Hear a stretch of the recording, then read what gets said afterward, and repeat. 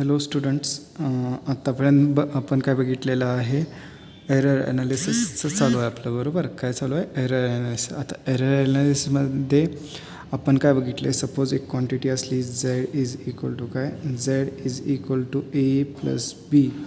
तर ह्याच्यामध्ये जर एमध्ये पण एरर असेल आणि बीमध्ये पण एरर असेल तर आपण एरर कसा काढायचो, del Z is equal to del A plus del B असा आपण एरर काढायचो. बरोबर, असं आपण एरर काढायचो. बरं, suppose Z is equal to A minus B असला तरीही सेम फॉर्म्युला होता. तरी काय होता? Same formula, del Z is equal to del A plus del B हा फॉर्म्युला होता. बरोबर, del A is equal to del Z plus del A plus del B. Okay. बरं, त्याच्यानंतर अजून एक बघितलं, झेड इज इक्वल टू काय होतं, ए इंटू बी. काय होतं? A into B. तर ह्याचा पण एरर ॲनालिसिसचा फॉर्म्युला काय होतं, del Z upon Z is equal to del A upon A plus del B upon B. Okay. आणि same Z is equal to A divided by B. हे आपण prove नव्हतं केलं. प्रूव्ह करू शकतो याला, पण राहू दे, एवढं काही गरजेचं नाही. खरं त्याचा फॉर्म्युला आपल्याला गरजेचा आहे. Del Z upon Z is equal to del A upon A plus del B upon B. Okay. ह्याचा फॉर्म्युला मल्टिप्लिकेशनचा आणि डिव्हिजनचा काय आहे?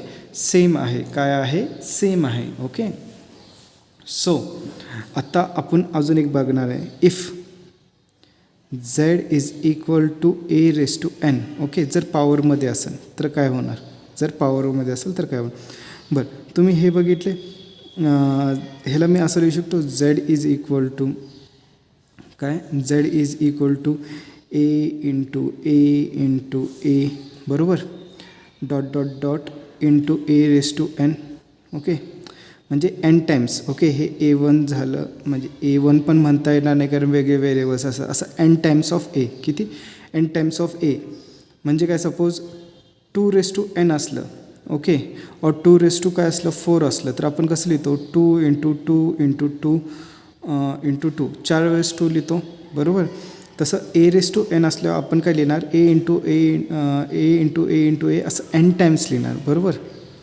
बरं, मला सांगा, आपल्याला मल्टिप्लिकेशनचं माहिती आहे, Z is equal to A into B असल्यावर आपण कसं लिहितो, del Z by Z is equal to del A upon A plus del B upon B असं लिहिणार.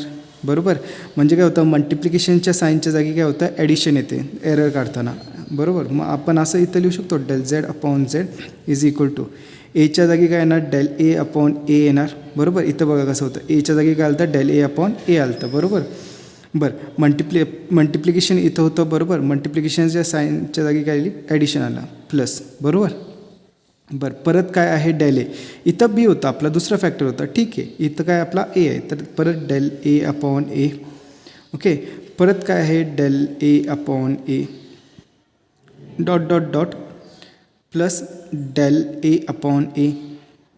ओके. असे एन व्हेरिएबल्स आहेत ना, तर त्यांचं एन टाइम्स घेणार. बरं, हे काय ॲडिशन. मग हे काय झालं, 1 2 3 डॉट डॉट डॉट एन. किती येणार, एन येणार. मग मी असं लिहू शकतो, N into del A upon ए. जर ॲडिशन घेतलं, हे किती झालं, 1 झालं, हे झालं 2 झालं, हे झालं 3 झालं. ओके. हे किती झालं, nth नंबर झाला आपला. किती, nth नंबर, म्हणजे nth नंबर आहे तो. तर म्हणून आपण काय घेतो, N into delta A by A. Okay. तर del Z by Z is equal to काय येतं, N into del A by A येतं. काय येतं, N into del A by A. For example, तुम्हाला एक एक्झाम्पल देऊया, काय, Z is equal to A cube. जर मी असं लिहिलं, ओके, आता एनची व्हॅल्यू काय झाली, 3 झालेली आहे. किती झालेली आहे, 3 झालेली आहे. तर मी इथं काय लिहिणार, del Z by Z is equal to, एनची व्हॅल्यू किती आहे बघ, इथं एन होता, रेस टू एन होतं ना, आता काय रेस टू 3 तुम्हाला नंबर दिला आहे. मग एनची व्हॅल्यू काय येणार, 3 येणार. बरोबर. तर इथं काय, 3 del A by A. 3 del A by A. I hope तुम्हाला हे समजलेलं आहे. ओके. बरं, ह्याच्यानंतर आपण काय करूया, इन जनरल घेऊया. इन जनरल सपोज एक व्हेरिएबल आहे, X is equal to P raise to 2 Q raise to 1/2 divided by R raise to 3. असं आहे r⁻³ ओके. आपल्याला काय काढायचं पर्सेंटेज एरर इन एक्स काढायचं आणि सगळ्यात काहीतरी एरर आहे, तिन्ही क्वांटिटीजमध्ये एरर आहे. काय आहे? तिन्ही क्वांटिटीजमध्ये एरर आहे. तर कसं करणार बघा, डेल एक्स अपॉन एक्स बरोबर काय आहे ना, del X upon X is equal to, आता बघा पहिलं पी घ्यायचं ओके, पहिलं पी घ्यायचं.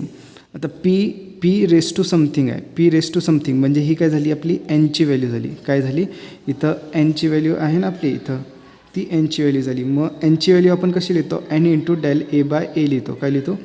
N into del A by ए लिहितो. म्हणजे काय झालं इथं 2 डेल पी बाय पी लिहिणार.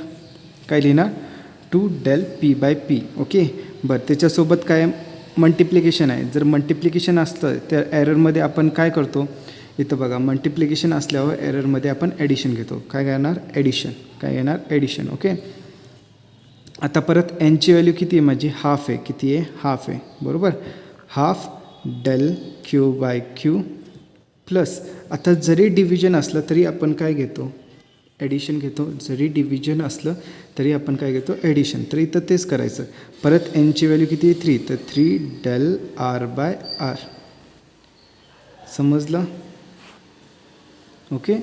बरं, अजून एक करूया चला, आपण अजून एक 2-3 एक्झाम्पल सॉल्व करूया, म्हणजे कसं आहे तुम्हाला पण क्लिअरली समजेल ते. सपोज परत काय घेऊया आपण, चला P is equal to a⁻², b⁻³ आणि c⁻⁴ असं घेऊया ओके. तर डेल पी बाय पी काय येईल? बरं, ज्याला समजलं आहे त्यांनी काय करा, स्वतःहून ट्राय करा. ज्याला समजलं आहे त्यांनी काय करायचं? स्वतःहून ट्राय करायचं. ज्याला नाही समजलं त्यांनी अजून एकदा माझा हा एक्झाम्पल बघा ओके. तर इथं लिहितो मी ओके. काय लिहिणार? 2 आहे तर पहिला आपण 2 डेल ए बाय ए बरोबर, 2 del A by A plus multiplication आहे त्याच्या जागी प्लस 3 आहे तर काय लिहिणार? 3 del B by B plus 1/3 del C by C, 1/3 del C by C okay. बरं, ज्यांनी स्वतःहून ट्राय केलं त्यांचं हे उत्तर आलं आहे का मॅच करून घ्या ओके. हे उत्तर आलं आहे का मॅच करून घ्या. बरं, चला अजून एक एक्झाम्पल सॉल्व करूया जर समजलं नसेल तर. आणि ज्याला समजलं असेल त्यांनी क्वेश्चन भेटताच लगेच स्टार्ट करायचं. काय करायचं? लगेच स्टार्ट करायचं. पॉज करायचं आणि लगेच स्टार्ट करायचं. बरं, नेक्स्ट क्वेश्चन घेऊया आपण. सपोज फेवरेट व्हेरिएबल चला क्यू घेऊया. Q is equal to n⁻⁶. आपण आता व्हेरिएबल्समध्ये घेऊया. n⁻⁶, त्याच्यानंतर m⁻⁴ आणि o⁻⁴ असं घेऊया. a/2 घेऊया. चला थोडंसं अजून अवघड करूया ओके. तर इथं काय येणार? Del Q by Q okay. आता एनमधला तिन्ही ह्याच्यामध्ये आपल्याला एरर आहे. तिन्ही ह्याच्यामध्ये काय आहे? एरर आहे. तर आपण काय घेणार? सी. पहिला काय घेणार? ⁻² पॉवर जी असते ती बाजूला लिहायची. डेल एन बाय एन बरोबर, del N by N addition B del M by M बरोबर, अधिक परत a/2 आहे, a/2 del O by O okay. I hope तुम्हाला हे एक्झाम्पल समजले असतील. मी तुम्हाला काही होमवर्क देतो, हे होमवर्क करून घ्यायचे आणि नेक्स्ट लेक्चरला आपण थोडे याचे एक्झाम्पल्स बघूया. काय बघणार आहे? एक्झाम्पल्स बघणार आहे ओके. बरं, सेम आहे, सेम अशाच क्वांटिटीमध्ये लिहून काढायचं आहे म्हणजे तुम्हाला काय येईल? एक प्रॅक्टिस होऊन जाईल ओके. चला घेऊया फर्स्ट क्वेश्चन. काय आपला होमवर्कचा होमवर्क काय आहे बघा. E is equal to f⁻³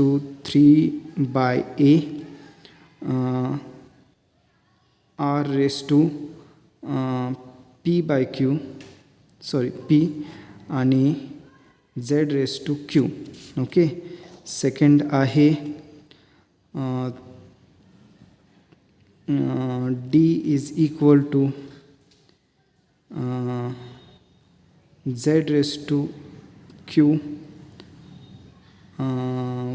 y⁻p/q आणि t⁻p. हे 2 आपले होमवर्क आहेत, हे 2 तुम्ही करायचे.